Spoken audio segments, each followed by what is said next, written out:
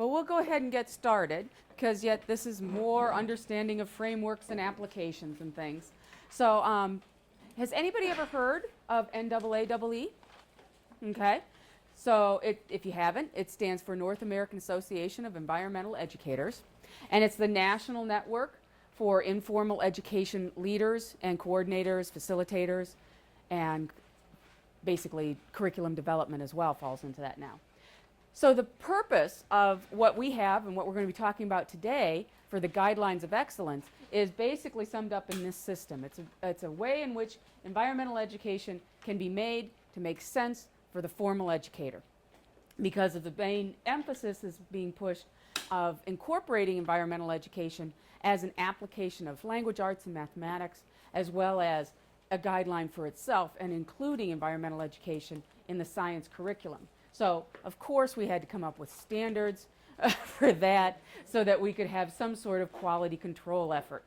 Okay, my name is Sue Quincy. I'm from the Department of Energy and Environmental Protection, and I work out of the Kellogg Environmental Center, which is located down in Derby. The office that I work out of is through public outreach and education in the State Parks Division. So we travel the state and we provide professional development as well as educational support and resources for educators throughout the state of Connecticut. So even though I'm down in Derby, I end up in many, many places at many, many times. And we also pop up at festivals, schools, and things like that, because we do provide educational support for students as well. But our main emphasis is trying to reach the educator to help them find the resources and connect with those resources that are in their local area. Because there's a vast amount of nature centers, museums, children's centers, and things like that that do a lot of very good work and have these resources as well. Because the same training we do for schools, we do for the informal section of the world as well. So we're going to be covering the NAAEE Guidelines of Excellence. Has anybody ever seen them? Is this brand new to everybody? You've looked at them? Okay, so we're going to see how it might help, we're hoping, correlate what you're doing with Common Core, with the next generation science standards, and in your own classrooms, looking at what you might want to build as an educational framework for your curriculum.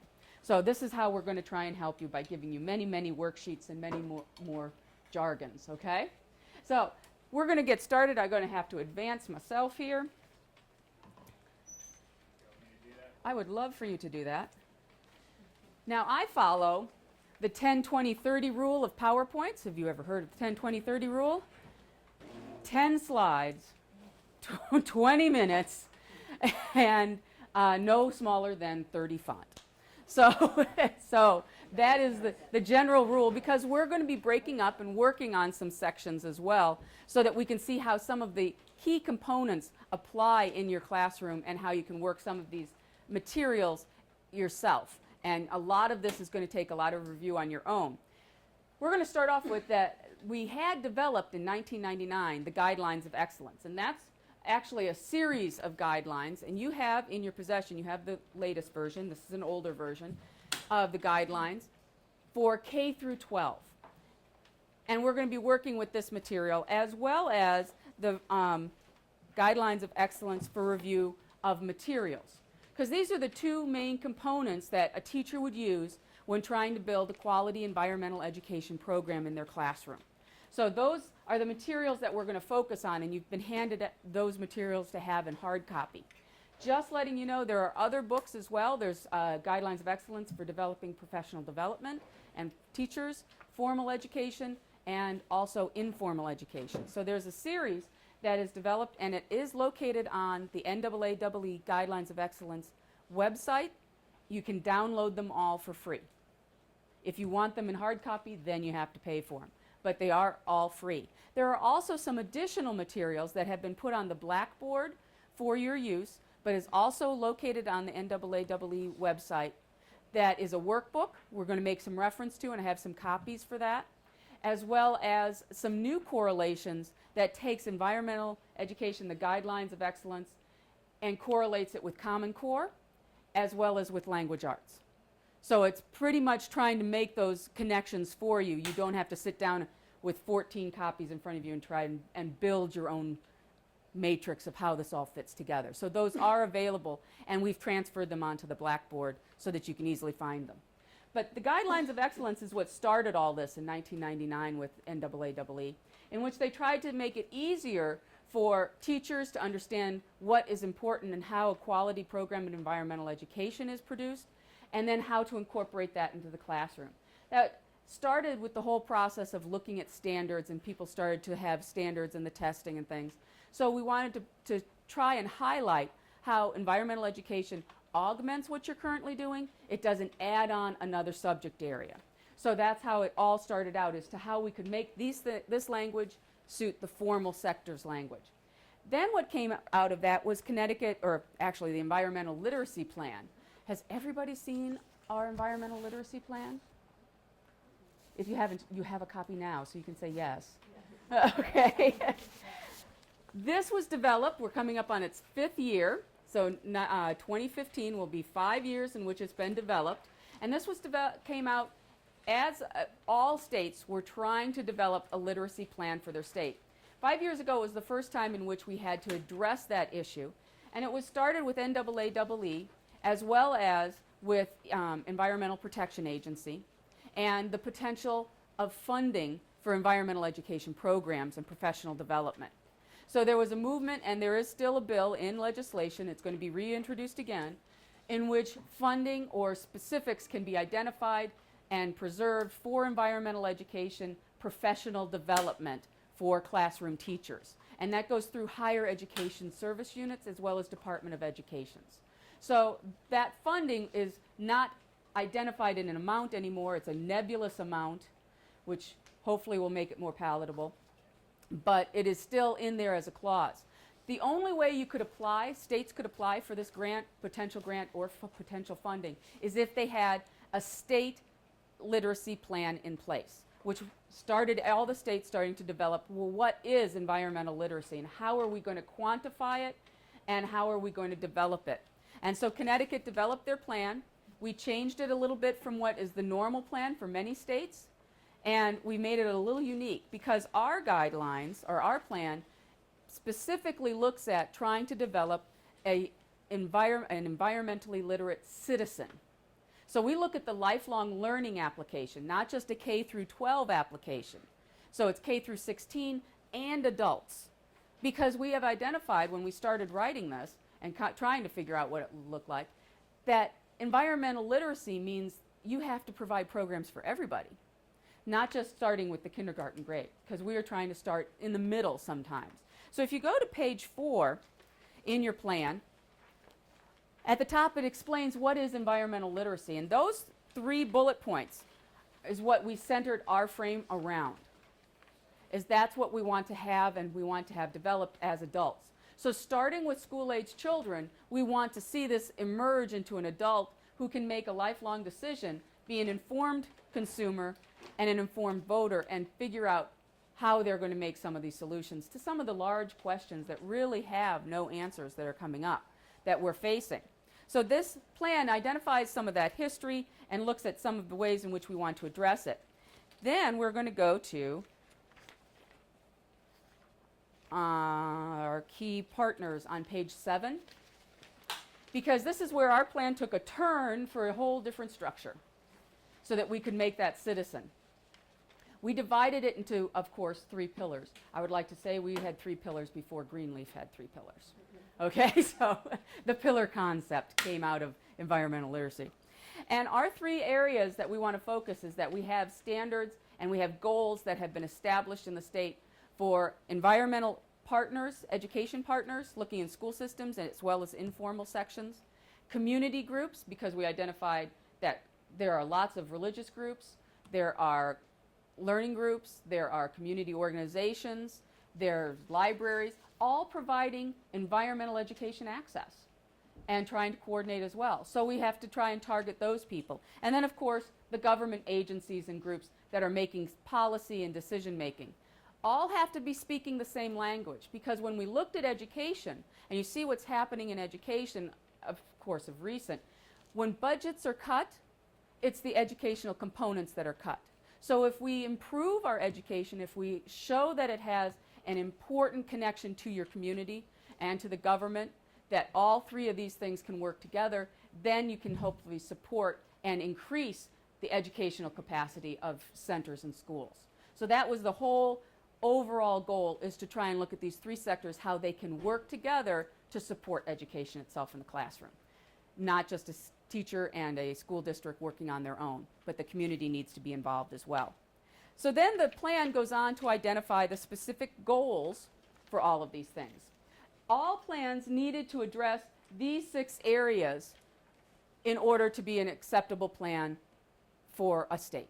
So we had to provide learning opportunities. We changed some of the language because we broadened it out of school areas into a community center. But all areas, whether you're education, community, or government, have to be using goals in these 6 areas. So you can see how it works for schools, and you can see how it would possibly work for government. Because how can you, as a school, provide for preservation and use of your school grounds without having your municipal government involved? Because they're the ones that dictate how you're going to use your school grounds. So everybody has to be on the same page.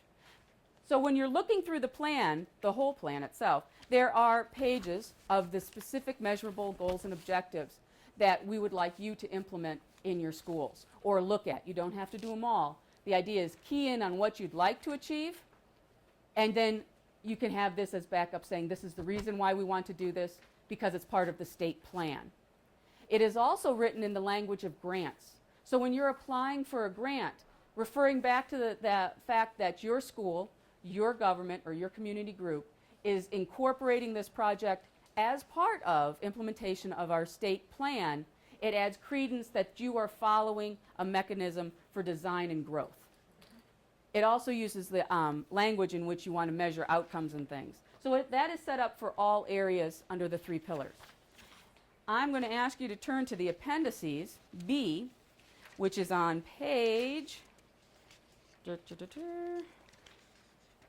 well, it starts on page 19. Because this is a component we put in for people to look at and see how they can tag on very easily. It's the logic models.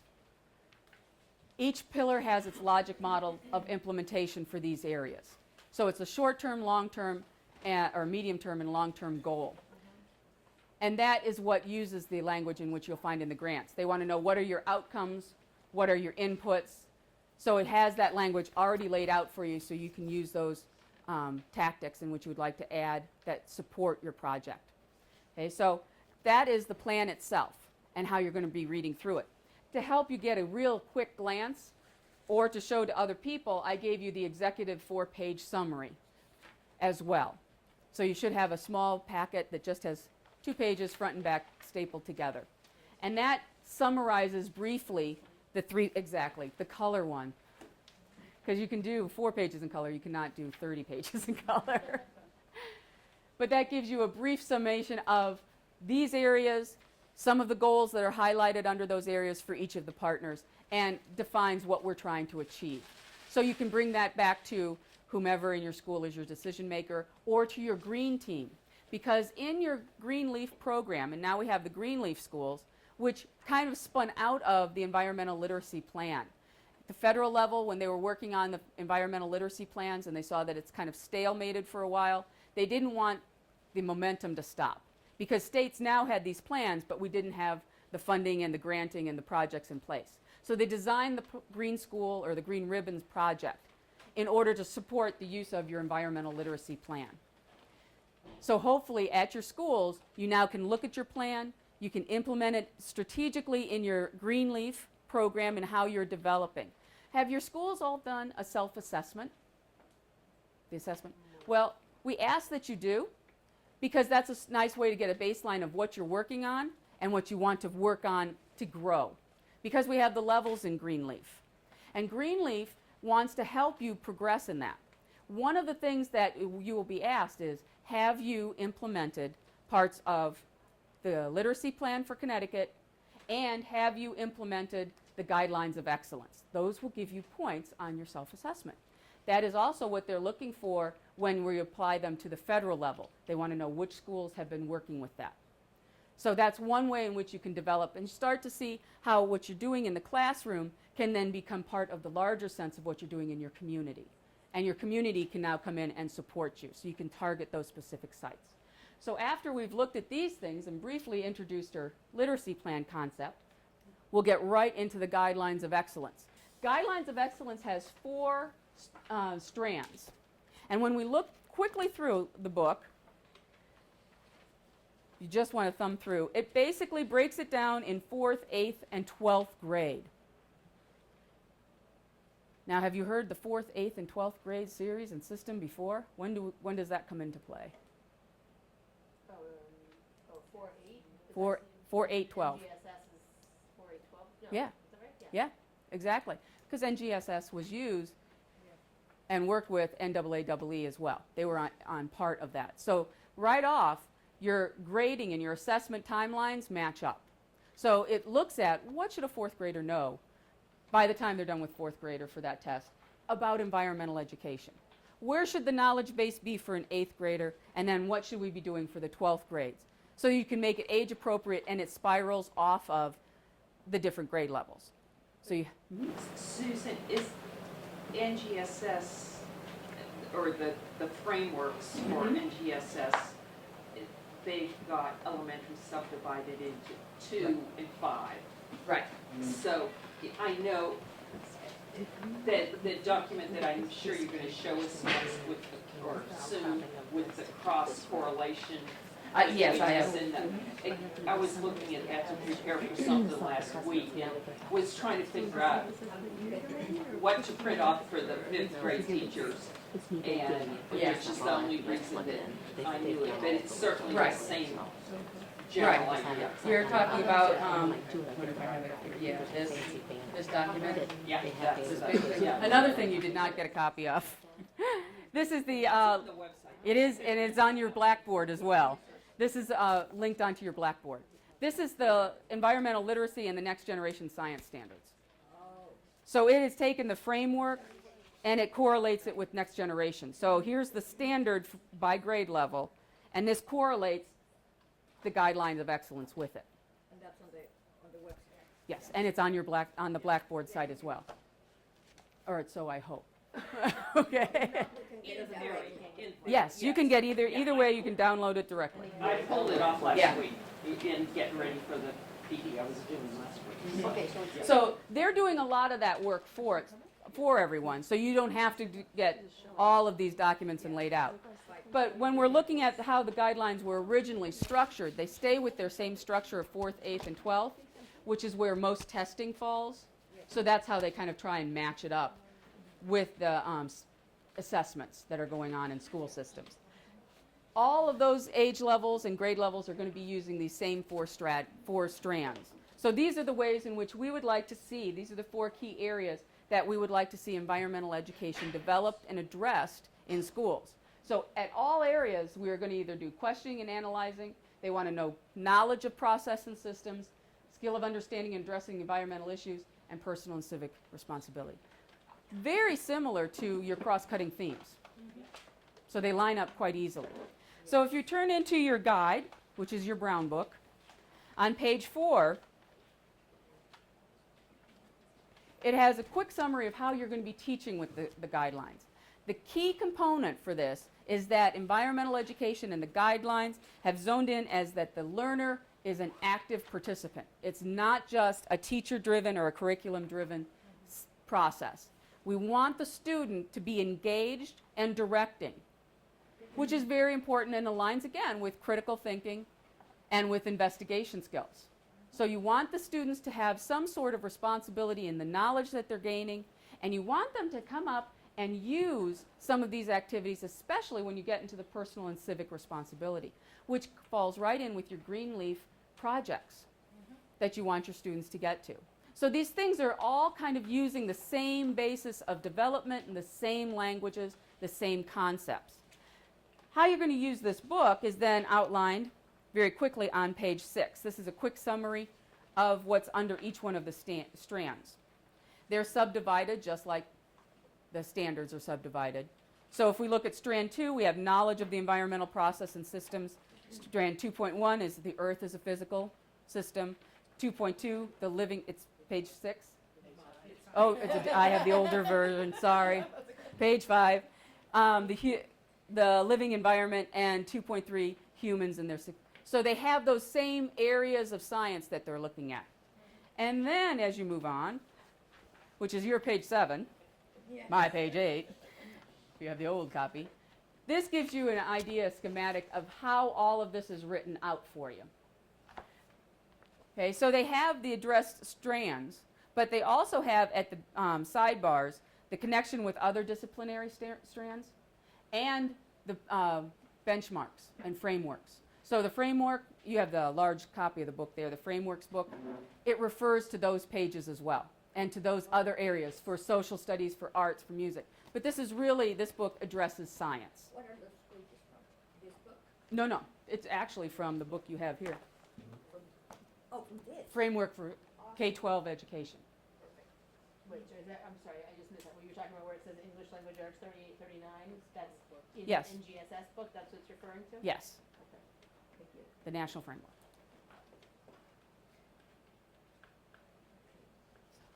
So this is what you can refer to when you're trying to decipher how these pages are laid out. And then under each area, as you're going through, they give examples of certain activities that would meet that criteria. Not specific programs and projects, but an example, a summary of what some schools are doing that have been identified as a best practice. Okay, so now I am confused. I'm here for you. And it has to do with the day of publication and so forth. Mhm. So over here it says these are, when it talks about the connections, these are the national standards documents referenced here. So this says it's referencing the National Science Education Standards, which is the old standards from '96. It's not that. It's not the new frameworks one. book. Oh, I thought your new copy had done that, because they said they were going to be working at it. No, haven't done it isn't. I knew So it it's the wasn't the benchmark. other. And the So we need to be very careful. in English, Okay, And- that's the Common Core one and that they just put according out. to this, the English language arts is for the old document, not Common Core. So Right. I don't know if they So just this- haven't okay. redone this or not. I thought they had done, Yeah. well, they haven't, because in reality, they still say these are That's drafts. draft, yeah. So until NGSS is accepted, but with Common Core having just been accepted, they have on the website and on Blackboard is the Common Core links where Yeah, they've the taken same this. thing as that, and it doesn't say draft on Right, Yeah. So when but we- because Common Core has been adopted. it. Right. So when we get that, this becomes obsolete? Yes, It becomes, it just becomes a different page. it becomes archival. Oh, Okay, I love that. Because Okay. certainly our new book, our frameworks book, is based on the '96 Six thing. standard. So it's not like it's, okay, erase all that. It's, And the frames are still, the but the arrangement is pages, still. the page numbers will be. Correct, yes. The page numbers will not be good. But if you have the old copy, you can still go to those benchmarks and to the old framework and identify with those. And then you'll find that correlation when it gets into the current text. So when this becomes accepted, they will probably redo this in order to match those standards as well, so that it matches with this. And it will all be on the website. Yep. Yeah, they make all of their documents free if you download. No problem. Okay, we can download. Sometimes it's better to download. You're doing lesson plans and things like that. You wanna look can at- cut up- No, and you can also cut and paste. Yes, It's easier than retyping the whole standard. right, and you can do just what you're looking at, what area you're working on. So when you go to your first level, and let's start with the lower grade, we'll go with elementary, or you can go to the middle grade, whichever you want to look at. On my page, yeah. Mine is page 12, let's go to your page 12. That came out right. Page 11 starts with guidelines for 4th grade. Yep. Yeah, I'm going to this page, the chart. So here you can see on the chart, this is how they're going to summarize it for you. So you can lay out and you can see the guidelines under each one of those strands, what they're looking for. Okay, so when we're looking at this type of thing for grade 4, they're going to be tracing the source of their drinking water and where it goes after it is used. So they're looking at human impact and involvement with resources as well. Going down to the bottom, you're identifying food crops that are grown or processed locally. So it brings in a lot of the new concepts, a lot of the areas that you're currently working on that, again, align with the 3 pillars and the 3 areas of Greenleaf. So by integrating the guidelines into your curriculum work, you can help frame how you're going to ensure a quality environmental education program is presented and how you're going to work that through your school year.